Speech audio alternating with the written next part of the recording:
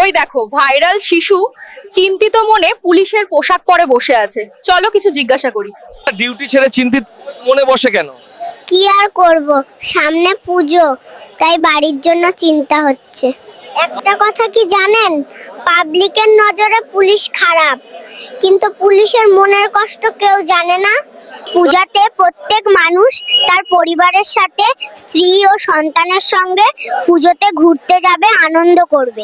আর police স্ত্রী, সন্তান, পরিবার ছেড়ে সমস্ত আনন্দ ত্যাগ করে আপনাদের জন্য ডিউটি করবে।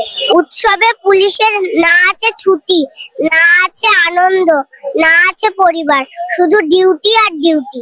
পুজো বা কোনো অনুষ্ঠানে পুলিশ সবার আগে যায়, কিন্তু ফিরে সবার শেষে। এটা পুলিশ হয়তো অনেক মাইনে পায়, কিন্তু নিজের জন্য সে 1 টাকাও খরচ করার সময় পায় না।